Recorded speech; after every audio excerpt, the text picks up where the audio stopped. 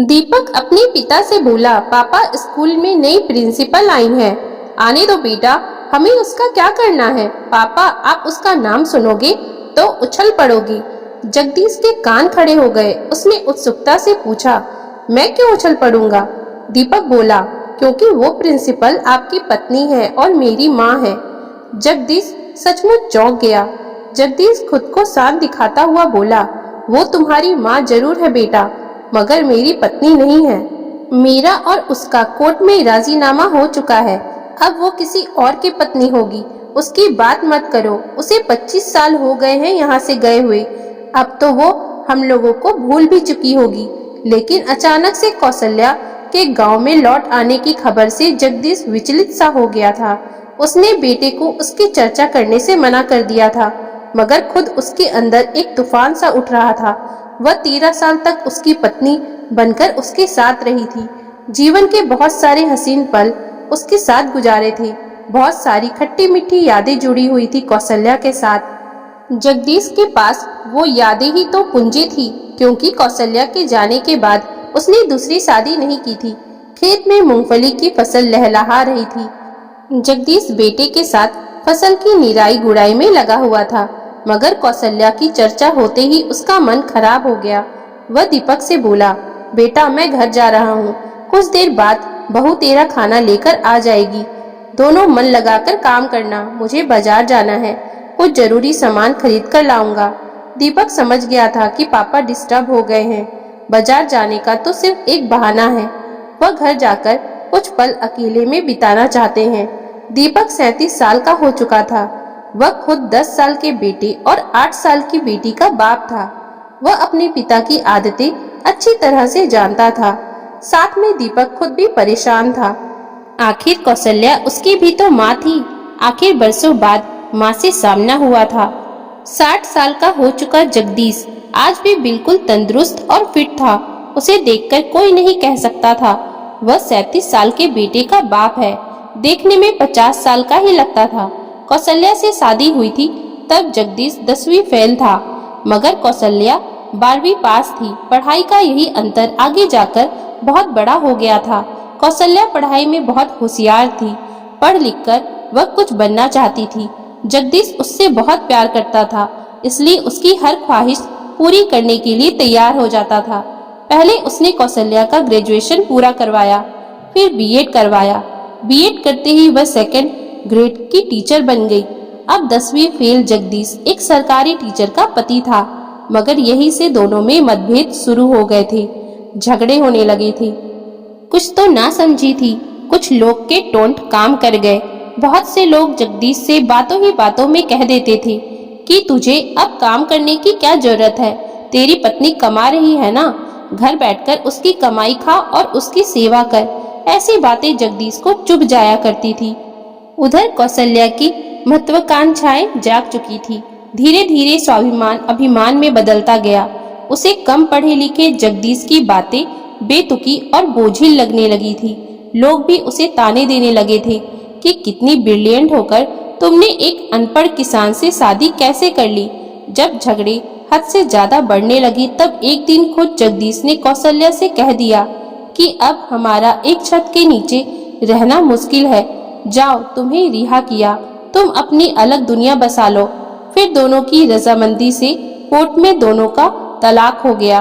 तलाक के समय उनका बेटा दीपक 10 साल का था। उसने माँ के साथ जाने से साफ साफ मना कर दिया। इस तरह कौशल्या बेटे और पति को छोड़कर चली गई थी। जगदीश बेटे को खेत में छोड़कर घर के लिए निकल पड़ा। वह सोच रहा था कि इतने वर्षों बाद वह बिल्कुल बदल गई होगी, मगर जब सामने आएगी तब वह उससे मिलेगा कैसे, क्या कहकर बुलाएगा।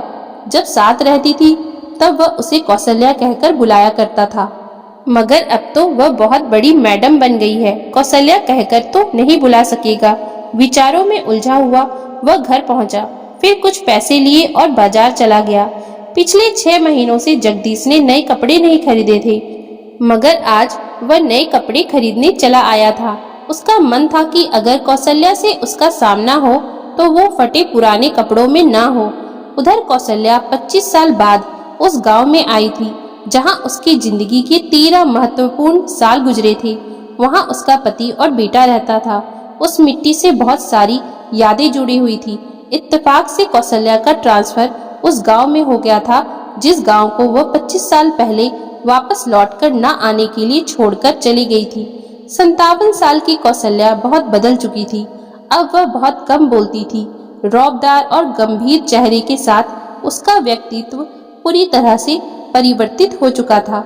स्कूल में ज्वाइन करने के दूसरे दिन कौशल्या ने सभी कक्षाओं के हाजिरी रजिस्टर अपने कक्ष में मंगाए और हर बच्चे के नाम और पिता के नाम को गौर से पढ़ने लगी। वह ये देखना चाहती थी कि उसके बेटे दीपक के बच्चे इस स्कूल में पढ़ते हैं या नहीं। अचानक उसे 5वीं कक्षा के रजिस्टर में एक हरीश नाम का लड़का मिला जिसके पिता के नाम के आगे दीपक लाल लिखा हुआ था। कौशल्या खुद को रोक नहीं पाई। वह तुरंत 5वीं कक्षा में पहुंची। कक्षा में पढ़ा रहे अध्यापक से उसने कहा, आप कुछ देर स्टाफ रूम में बैठिए, मैं जरा बच्चों से परिचय कर लूं। कक्षा में प्रिंसिपल मैडम पहली बार आई थी। सभी बच्चे टुकुर टुकुर उनके मुंह की तरफ देख रहे थे। अचानक एक लड़के पर कौशल्या की नजर पड़ी। उसे ऐसे लगा जैसे 10 साल का उसका अपना बेटा दीपक उसके सामने बैठा हो। वही चेहरा, वही नयन नक्श। वह समझ गई यही हरीश है, उसके बेटे का बेटा, उसका पोता, अपना खून, उसका अपना अंश, बिल्कुल अपने बाप पर गया है। कौशल्या का दिल भर आया। उसका मन किया अभी उसे उठाकर छाती से लगा ले, उसको प्यार करे, बातें करे, थोड़ा सा लाड लड़ाए, मगर वह ऐसा बिल्कुल भी नहीं कर सकी। बस भारी आंखों से उसे निहारती रही। कौशल्या ने दिल को तसल्ली देने के लिए, पोते की आवाज सुनने के लिए सभी बच्चों का परिचय लिया। जब हरीश ने अपना नाम हरीश बताया और अपने पिता का नाम दीपक बताया तो उसकी आवाज और परिचय सुनकर कौशल्या के रौबदार चेहरा गंभीर हो गया। ऐसे लगा जैसे अभी वो रो पड़ेगी। वह ज्यादा देर वहां रुक न सकी, वापस अपने कक्ष में आकर बैठ गई। सभी अध्यापक अपनी अपनी कक्षाओं में पढ़ा रहे थे, मगर प्रिंसिपल कौशल्या अपने केबिन में अकेली बैठी उस पड़ाव से गुजर रही थी जहां अतीत की यादें एक साथ यादों के घोंसले से निकलकर बाहर आ रही थी। अचानक उसने सोचा, उसके बेटे दीपक की शायद और संतान भी होगी। ये सोचकर उसने फिर से बची हुई कक्षाओं के हाजिरी रजिस्टर खंगालने शुरू कर दिए। इस बार 4थी कक्षा के रजिस्टर में फिर एक लड़की आंचल का नाम उसके सामने आया। क्योंकि उसके पिता का नाम भी दीपक था, कौशल्या अन्य कक्षाओं के बच्चों का परिचय लेती हुई 4थी कक्षा में पहुंच गई। कक्षा में 8-10 लड़कियां थी, मगर कौशल्या ने आंचल को तुरंत पहचान लिया, क्योंकि एक तो आंचल का चेहरा अपने भाई हरीश से मिल रहा था, दूसरा वह कौशल्या का अपना खून था। अपनेपन की कशिश होती ही ऐसी है, खुद ब खुद कह देती है कि मैं तुम्हारा अंश हूँ, मुझे पहचानो। 8 साल की प्यारी सी आंचल दादी की तरफ शर्माते हुए देख रही थी। वह कहाँ जानती थी कि सामने जो चश्मा लगाकर प्रिंसिपल मैडम खड़ी हैं, वो उसकी अपनी दादी है। इस बार कौशल्या ने जानबूझकर हर बच्चे को अपने पास बुलाकर परिचय लेना शुरू किया ताकि वह अपनी पोती को छू सके, थोड़ा सा अपनापन करीब से महसूस कर सके। एक एक करके बच्चे कौशल्या के पास आ रहे थे। कौशल्या उनका नाम पूछती, पिता का नाम पूछती, फिर थोड़ा सा प्यार दिखाती, गालों पर हाथ फेरती, मगर जब आंचल करीब आई, उसने अपना नाम और पिता का नाम बताया तो कौशल्या का सब्र जवाब दे गया। दिल में एक गुबार सा उठा। उसकी ममता ने इतने जोर से उफान मारा कि उसने झटके से आंचल को उठाकर अपनी गोद में बैठा लिया।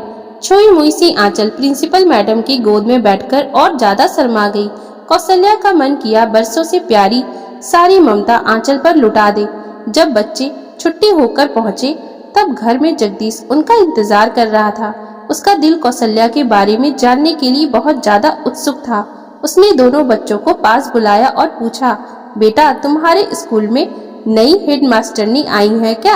हरीश बोला, हाँ दादाजी, वो कल ही आ गई थी, मगर आज वो हमारी क्लास में भी आई थी। मैडम ने हम सब बच्चों को खुद का नाम और पापा का नाम पूछा था। जगदीश बोला, अच्छा दादा का नाम नहीं पूछा क्या? हरीश बोला, नहीं। आंचल बोली, दादाजी मैडम ने मुझे अपनी गोद में बैठाया था। जगदीश बोला, अरे वाह बिटिया, तू तो मैडम की गोद तक पहुंच गई। बच्चे तो चले गए थे, मगर जगदीश अकेला बैठा काफी देर तक सोचता रहा कि क्या मैं आज भी उसे याद हूँ? शायद नहीं हूँ। वह मुझ गरीब को क्यों याद करेगी? उसका पति भी पढ़ा लिखा होगा, बच्चे भी होंगे, कितने बच्चे होंगे उसके। क्या उसने आंचल को पोती समझकर अपनी गोद में बैठाया होगा? क्या मुझे उससे एक मुलाकात करनी चाहिए? आदमी दिमाग को कितना भी कंट्रोल में करने की कोशिश करे, मगर मामला दिल का हो तो हमेशा जीत भावनाओं की ही होती है। अगले दिन जगदीश जानबूझकर बच्चों को स्कूल छोड़ने उनके साथ चला गया। वह एक बार उसे देखना चाहता था, करीब से ना सही, दूर से ही सही। वह स्कूल के गेट के बाहर खड़ा हो गया। बच्चे अंदर चले गए। जगदीश ने उचटती सी नजर स्कूल के अंदर डाली, मगर कौशल्या उसे नजर नहीं आई। वह वापस मुड़कर चलने ही वाला था कि एक चमचमाती हुई गाड़ी उसके करीब से गुजरकर स्कूल में प्रवेश कर गई। जगदीश ने देखा वह कौशल्या ही थी, खुद गाड़ी चला रही थी।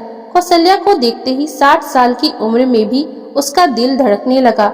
उसका मन किया कुछ देर रुककर उसे तसल्ली से देखे, मगर स्वाभिमान भी तो आड़े आ रहा था। वह नहीं चाहता था कौशल्या उसको दिल से कमजोर समझकर उस पर हंसे, इसलिए वह चुपचाप अपने घर की तरफ चल पड़ा। चलने के बाद उसने पीछे मुड़कर नहीं देखा। अगर वह पीछे मुड़कर देखता तो उसे पता चलता कि कौशल्या उसे देखने के लिए गाड़ी को खड़ी करके वापस स्कूल गेट तक पहुंच आई थी। कौशल्या गाड़ी चलाते हुए भी एक ही नजर में उसे पहचान गई थी। बरसों बाद उसे देखा था, इसलिए करीब से देखने के लिए गाड़ी को खड़ी करते ही तुरंत स्कूल गेट की तरफ लपकी थी। मगर जगदीश ने तो पलटकर भी नहीं देखा था, इसलिए वह निराश होकर वापस अपने केबिन में आ गई। वह सोचने लगी कि क्या वह रोज पोते और पोती को स्कूल छोड़ने आता है? क्या उसे पता है मैं यहाँ वापस आ गई हूँ? क्या वह मुझे देखने यहाँ आया था? प्रिंसिपल का पद अपनी जगह था। आम इंसान हो या बड़ा आदमी हो, दिल के मामले में सबकी सोच एक जैसी ही होती है, बस दोनों के रिएक्शन अलग होते हैं। कौशल्या ने महसूस किया कि जगदीश ज्यादा नहीं बदला था, बस जैसा छोड़कर गई थी उससे थोड़ा बहुत ही ज्यादा बड़ा दिख रहा था। उम्र जैसे ठहर गई थी, वक्त जैसे रुका हुआ था। 25 सालों से राख के नीचे दबी रिश्ते की तपिश फिर से महसूस होने लगी थी। दोनों एक दूसरे के बारे में सब कुछ जान लेना चाहते थे। कौशल्या के दिमाग में एक सवाल खलबली मचा रहा था कि क्या जगदीश ने दूसरी शादी की थी? उसकी पत्नी कैसी है? क्या उसकी पत्नी ने मेरे बेटे को सगी माँ जैसा प्यार दिया होगा? आज जगदीश को पोते व पोती को स्कूल छोड़ने आया देखकर कौशल्या के दिल को ये तसल्ली तो मिल गई थी कि जगदीश आज भी दीपक के साथ ही रहता है, भले ही उसने दूसरी शादी कर ली होगी। धीरे धीरे वक्त गुजरने लगा। जगदीश दोबारा बच्चों को छोड़ने स्कूल नहीं आया। उधर कौशल्या ने भी बच्चों से दोबारा बात नहीं की। लगने लगा कि दोनों तरफ से भावनाओं को दबा लिया गया है। एक बार फिर से सब कुछ शांत हो गया था, जैसे पिछले 25 साल से सब कुछ शांत पड़ा था। किसी ने एक दूसरे के बारे में जानने की कोशिश नहीं की थी। वैसे ही अब भी सब कुछ शांत होता दिखाई दे रहा था। इंसान व्यक्तिगत रूप से भावनाओं का समायोजन कर सकता है, मगर दुनिया अपनी चर्चा नहीं छोड़ती। धीरे धीरे खुसुर पुसुर होते होते पूरे गांव को पता चल गया कि स्कूल प्रिंसिपल जगदीश की तलाकशुदा पत्नी है। गांव को पता चला तब स्कूल के बच्चों को भी पता चल गया। स्कूल के बच्चों को पता चला तब आंचल और हरीश को भी पता चल गया कि वो उनकी दादी हैं। फिर एक दिन 10 वर्षीय हरीश कौशल्या के केबिन में जा पहुंचा और जाते ही पूछ बैठा, मैम क्या आप मेरी दादी हो? कौशल्या चुपचाप अपने पोते का मुंह देखती रह गई, फिर बोली, तुम्हें किसने बताया बेटा? वह बोला, सारे स्कूल को पता है आप मेरी दादी हो। अगर आप मेरी दादी हो तब हमारे साथ क्यों नहीं रहती? कौशल्या बोली, बेटा मैं तुम्हारी दादी नहीं हूँ, तुम्हारी दादी तो तुम्हारे घर पर होगी ना। हरीश बोला, नहीं आप मेरी दादी हो, मेरे पापा की मम्मी हो, हमारे घर पर और कोई दूसरी दादी नहीं है। कौशल्या ने चौंकते हुए पूछा, चलो बताओ तुम्हारे घर में कौन कौन रहता है? वह बोला, मैं और मेरी बहन आंचल, मेरे दादाजी और मेरे पापा मम्मी। कौशल्या बोली, तुम्हारे दादाजी की पत्नी नहीं रहती क्या तुम्हारे साथ? बच्चा मासूमियत से बोला, मेरे दादाजी की पत्नी तो आप हो मैम, अगर आप साथ नहीं रहोगी तब दूसरी दादी कहाँ से आएंगी? कौशल्या समझ गई कि जगदीश ने दूसरी शादी नहीं की है, वह आज भी अकेला ही जी रहा है। वह हरीश से बोली, इधर आ बेटा। हरीश करीब आया तो कौशल्या ने झपटकर उसे गोद में उठा लिया और इसे प्यार करते हुए बोली, हाँ मैं ही तुम्हारी दादी हूँ बेटा। कल अपने दादाजी से पूछकर आना कि मैं तुम्हारे घर तुम सबसे मिलने चली आऊं क्या। बच्चे ने जब मैडम के घर आने के बारे में बताया तो जगदीश और दीपक दोनों को सांप सूंघ गया। दोनों चाहती थी वह आए, मगर मुंह से बोलकर किसी ने नहीं कहा कि उससे बोल दो आ जाए। हरीश बोला, मैं मैम से क्या बोलूं दादाजी। जगदीश को चुप देखकर दीपक की पत्नी बोली, बोल देना बेटा आ जाए। जगदीश के घर में तलाकशुदा पत्नी के स्वागत की तैयारियां चलने लगी। चाय नाश्ते का इंतजाम किया गया। उधर बरसों बाद कौशल्या ब्यूटी पार्लर गई। 16 श्रृंगार किए, एक महंगी मगर सादगी पूर्ण साड़ी पहनी। फिर वह बस अड्डे पर जा पहुंची। आज वह बस से जा रही थी, अपनी गाड़ी में नहीं जा रही थी। वह बहुत ज्यादा भावुक हो गई थी। वह नहीं चाहती थी कि गाड़ी में जाकर पति को नीचा दिखाए। जब वह बस में बैठी तो 25 साल पुरानी यादें ताजा हो गईं। जब वह अकेली सफर करके ससुराल जाया करती थी तब जो फील किया करती थी आज भी उन्हीं यादों में खो जाना चाहती थी। बस चलते ही उसका दिल धक धक करने लगा। उसे ऐसे लगा जैसे जगदीश आज भी उसका पति है। जिंदगी के उन 25 सालों पर जैसे रेत पड़ गई हो जो उसके बिना गुजरे थे। वह आज भी अकेली जी रही थी। जगदीश के पास पूरा परिवार था मगर कौशल्या के पास यादों के सिवा कुछ न था। जब वह जगदीश के घर पहुंची तब घर के सभी सदस्य गेट पर खड़े होकर उसका स्वागत करने के लिए खड़े थे, मगर कौशल्या को पैदल आते देखा तो सब आश्चर्य में पड़ गए। दीपक उसके आने से पहले सोच रहा था कि माँ से ज्यादा हंस बोलकर बात नहीं करेगा। वो बड़ी औरत है, प्रिंसिपल है, उसके पद के हिसाब से एक अजनबी की तरह साधारण सा जवाब देगा, पैर भी नहीं छुएगा, सिर्फ हाथ जोड़कर नमस्कार करेगा। मगर ज्यों ही उसने कौशल्या को देखा तब दीपक का सारा गुस्सा गायब हो गया, क्योंकि वो प्रिंसिपल नहीं लग रही थी। वो तो सिर्फ एक माँ लग रही थी। माँ के सिवा कुछ नहीं लग रही थी। उसे देखते ही दीपक के हाथ खुद ब खुद माँ के चरणों की तरफ झुक गए। 25 साल पुराना माँ का अक्स धुंधला सा अब पूरी तरह स्पष्ट होकर उसके सामने आ गया था। घबराई हुई उदास माँ को देखा तो दीपक को लगा उसके भीतर ही भीतर कुछ पिघल रहा है। माँ ने उसके दोनों बाजू पकड़कर ऊपर उठाया, फिर उसकी तरफ ऐसे देखने लगी जैसे कह रही हो, गले नहीं लगेगा बेटा। दीपक अचानक फफकते हुए माँ के आंचल से लग गया। कौशल्या की आंखों से भी अनुधार बह निकली। माहौल अचानक बोझिल हो गया था, मगर जैसे तैसे माँ बेटे ने बिना कुछ बोले अपनी भावनाओं पर काबू पाया। फिर बच्चे और बहू ने भी उसके पैर छुए।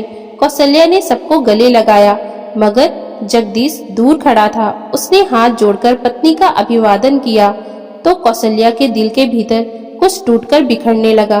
कौशल्या जगदीश के पास बैठी थी। दोनों एकांत में भी चुप थे।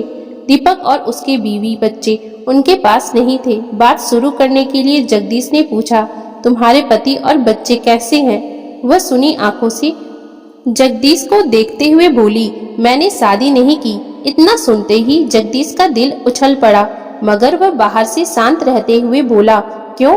वह बोली, आपने भी तो नहीं की दूसरी शादी। जगदीश बोला, बेटे के लिए सौतेली माँ नहीं लाना चाहता था, इसलिए नहीं की, मगर तुम तो फ्री थी। वह उदास होकर बोली, एक औरत की शादी एक बार ही होती है और दूसरे मर्द को शरीर सौंपना खुद को खत्म करने जैसा है। मैं खत्म नहीं होना चाहती थी, इसलिए अकेले जीना मंजूर कर लिया।